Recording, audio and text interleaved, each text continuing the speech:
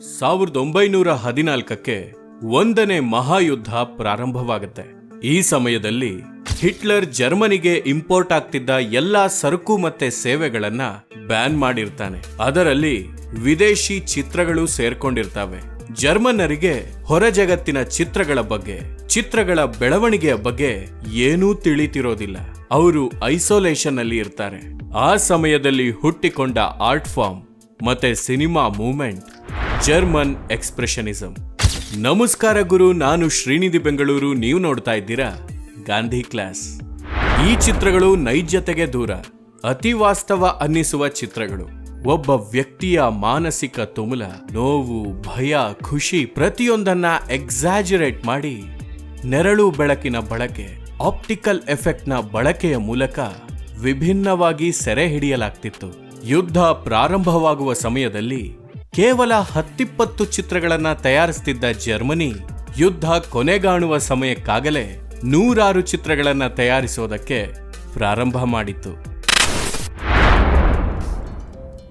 ಇನ್ನು ಅಮೆರಿಕಾದಲ್ಲಿ ಮೌನವಾದ ಚಿತ್ರಗಳಿಗೆ ಮಾತು ಕೊಡುವ ಕೆಲಸ ನಡೀತಿತ್ತು. ಹೌದು, ಸೈಲೆಂಟ್ ಆಗಿದ್ದ ಚಿತ್ರಗಳಿಗೆ ಸಂಗೀತ ಮತ್ತು ಮಾತುಗಳು ಸೇರಿ ಟಾಕಿ ಚಿತ್ರಗಳ ಯುಗ ಆರಂಭ ಆಗ್ತಿತ್ತು. ಸೌಂಡ್ 1927ರಲ್ಲಿ ಜಾಸ್ ಸಿಂಗರ್ ಅನ್ನುವಂತಹ ಚಿತ್ರ ಮ್ಯೂಸಿಕ್, ಹಾಡು, ಸಂಭಾಷಣೆ ಇದ್ದ ಪ್ರಪಂಚದ ಮೊದಲ ಫೀಚರ್ ಲೆಂತ್ ಸಿನಿಮಾ. ಈ ಟಾಕಿ ಚಿತ್ರಗಳ ಸೃಷ್ಟಿಯೇ ಟಾಕೀಸ್ ಅನ್ನುವಂತಹ ಶಬ್ದದ ಹುಟ್ಟಿಗೆ ಕಾರಣವಾಯಿತು. ಟಾಕಿ ಚಿತ್ರಗಳು ಸೃಷ್ಟಿಯಾದ ಮೇಲೆ ಅಮೆರಿಕ ಮತ್ತೆ ಹಿಂತಿರುಗಿ ನೋಡ್ಲೇ ಇಲ್ಲ. ಸಿನಿಮಾಗಳಿಗೆ ಸೌಂಡ್ ಅಳವಡಿಕೆ ಅಮೆರಿಕಾದಲ್ಲಿ ದೊಡ್ಡ ಬೆಳವಣಿಗೆಗೆ ಕಾರಣವಾಯಿತು. ಸೌಂಡ್ ರೆಕಾರ್ಡ್ ಮಾಡೋದಕ್ಕೆ ದೊಡ್ಡ ದೊಡ್ಡ ಸ್ಟುಡಿಯೋಗಳ ಅನಿವಾರ್ಯತೆ ಬಂತು.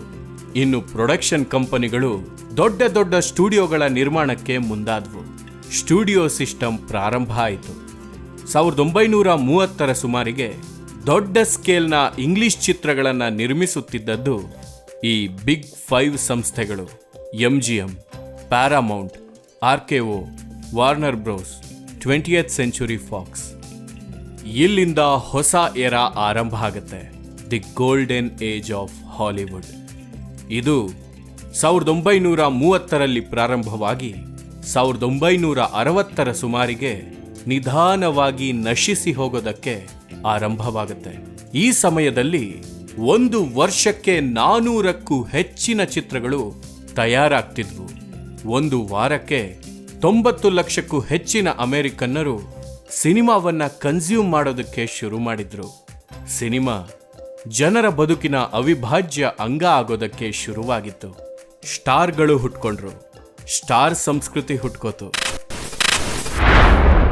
ಇಟಲಿಯಲ್ಲಿ 2ನೇ ಮಹಾಯುದ್ಧ ಮುಗಿಯುತ್ತಿದ್ದಂತೆ ಒಂದು ಸಿನಿಮಾ ಮೂವ್ಮೆಂಟ್ ಪ್ರಾರಂಭ ಆಯಿತು.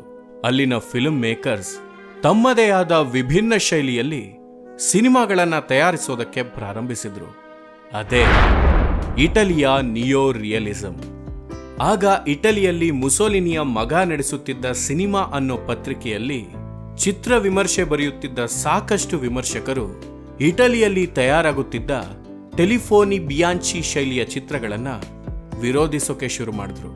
ಕೆಲವು ಚಿತ್ರ ವಿಮರ್ಶಕರು ತಾವೇ ಚಲನಚಿತ್ರಗಳನ್ನು ತಯಾರಿಸೋದಕ್ಕೆ ಮುಂದಾದ್ರು. 2ನೇ ಮಹಾಯುದ್ಧದಿಂದ ಇಟಲಿಯ ಸಿನೆಚ್ ಸ್ಟುಡಿಯೋಗೆ ದೊಡ್ಡ ಮಟ್ಟದ ಹಾನಿಯಾಯಿತು.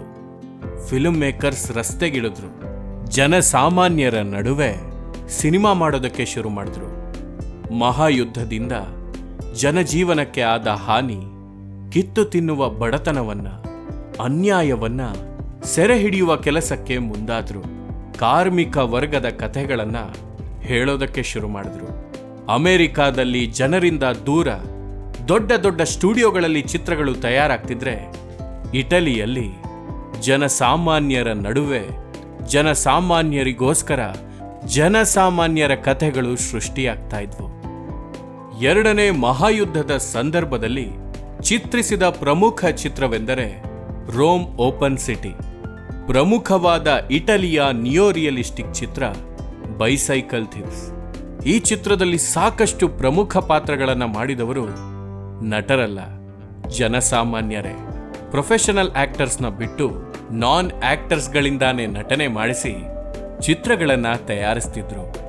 ಇಟಲಿಯ ನಿಯೋರಿಯಲಿಸ್ಟಿಕ್ ಮೂವ್ಮೆಂಟ್ ಚಲನಚಿತ್ರಕ್ಕೆ ಹೊಸ ಶೈಲಿಯ ಕಥಾನಿರೂಪಣೆ ಕೊಟ್ಟಿದ್ದಲ್ಲದೆ ಮಹಾಯುದ್ಧದ ಸಮಯದಲ್ಲಿ ಮತ್ತು ಅದರ ನಂತರ ಜನಜೀವನ ಹೇಗಿತ್ತು ಅಂತ ನಮಗೆ ತೋರಿಸ್ಕೊಡ್ತು.